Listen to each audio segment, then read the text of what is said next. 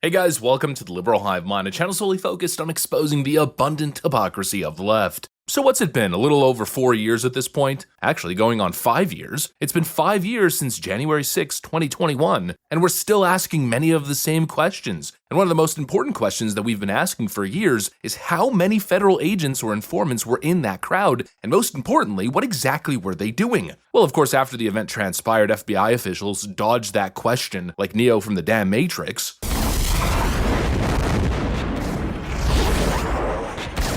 They refused to give a straight answer. At first it was none, then it was, oh well, we had some operations, but they of course refused to give us the specifics. They refused to tell us even a ballpark figure, and that silence created some pretty heavy suspicion. You know, it created a vacuum, and into that vacuum poured legitimate suspicion as to the three-letter agency's involvement in that day. And well, today at least one part of that unanswered question is now answered. The feds were freaking in on it. In other words, more confirmation of what we already suspected and already knew. Let me show you guys exactly what's going on. We got some stuff to get into, so let's roll the tape. Alright folks, there's a report that's actually circulating right now showing that there was as many as 275 federal agents and informants present in the crowd on January 6th. Look at this. It's our constitutional duty to do oversight.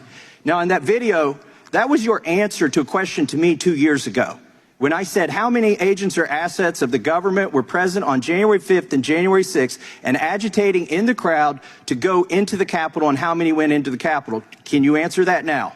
I don't know the answer to that question. Oh, last time, you don't know how many there were or there were none? I don't know the answer to either of those questions. If there were any, I don't know how many. I don't know whether there are any. I think you may have just perjured yourself that you don't know that there were any. You want to say that again, that you don't know that there were any? I have no personal knowledge of this matter. I think what I said the last time. You've had 2 years to find out, and the day, by the way, that was in reference to Ray Epps, and yesterday you indicted him. Isn't that a wonderful coincidence? On a misdemeanor.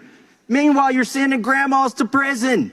You're putting people away for 20 years for merely filming. Some people weren't even there yet. You've got the guy on video who's saying go into the Capitol. He's directing people to the Capitol before the speech ends. He's at the site of the first breach. You've got all the goods on him, 10 videos, and it's an indictment for a misdemeanor? The American public isn't buying it. And now, of course, if that number is accurate, which I'm sure it is, it raises an obvious question. Who were they? And were they simply there to monitor? Why would you need 275 people ready on hand to be there in the first place unless you thought something was going to happen? Were they there simply innocently chaperoning the event? Or were they there to push people forward? Were some of the people caught on tape urging others to enter the building, cutting barriers, opening doors part of the operation? Obviously, the FBI understands mob mentality is very real. Once a crowd is heated and directionless, a handful of very loud voices can steer thousands to do something that they wouldn't normally engage in. And so the question is, were FBI people key actors attempting to tip this situation from a protest to a riot?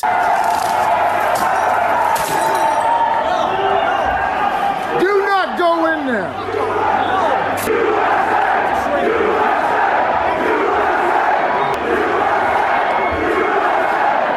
A radio journalist from Michigan was shooting video that day at the Capitol. What he captured were two most charitably called suspicious actors, but they are dressed in such a way that led him to believe that they were government agents. And one of them, after the windows had been broken by a protester, it was encouraging people to pull the rest of the glass out and go inside. Bobby Powell, who was the journalist that had shot it, and he has his camera rolling, he told him that would be illegal. He warned people off not to go into that window, and then he turned his camera around and he caught this agent or suspicious actor pulling a large pane of glass out. When he realized he was being filmed, he quickly dropped it. It seems apparent on the video that he did not want to be seen doing what he just did.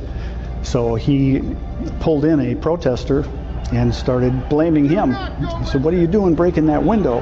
We don't know. His facial image is not on any of the Sedition Hunters sites or the FBI's most wanted site, but he clearly was committing criminal damage to property, and he has not been charged. Why don't you guys open up the window? Because I think that'd probably be illegal.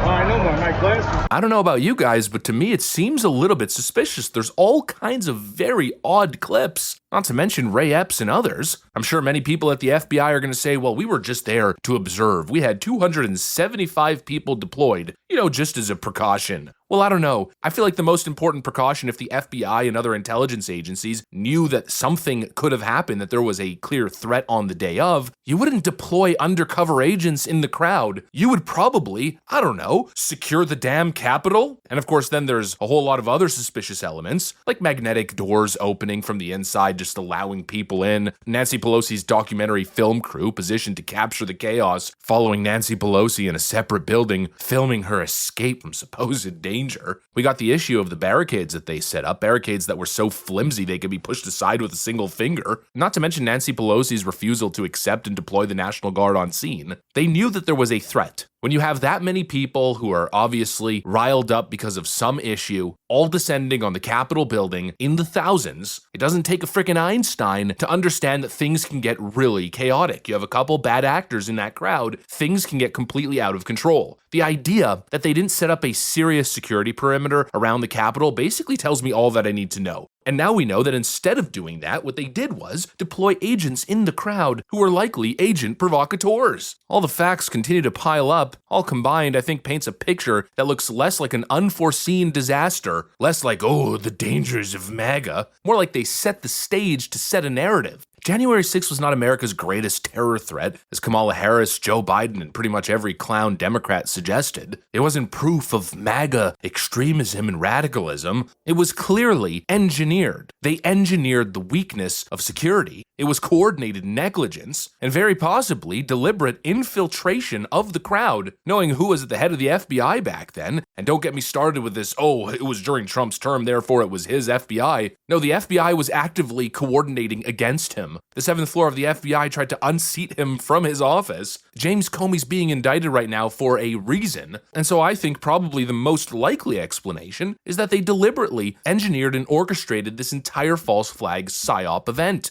And that's why they stonewalled so hard on giving answers. That's why they called you a conspiracy theorist if you asked any legitimate questions. And well, now we know that hundreds of federal agents were in that crowd. And so we have to get to the bottom of it. Out of all the people that we have on video clearly encouraging the crowd to storm the Capitol, were any of them federal agents? We need to get final answers, hopefully declassified documents on who Ray Epps was and whether he was actually connected here. Obviously, something stinks. How much more obvious does it need to get? And then, of course, what made it even worse, how January 6th became the premise for justifying every other attack on free speech, the assault on political dissent, the deplatforming of the President of the United States, every excuse in the book to weaponize the justice system against peaceful protesters, the January 6 hostages. If this truly was an inside job, orchestrated from within to take down Trump, and then used as a premise to crack down on American free speech rights and send innocent, entrapped people into prison, then that is beyond corruption. That may even be treason, and the people responsible must be exposed. Anyways, that's what I got for you guys. Thanks for watching, and I'll see you on the next one.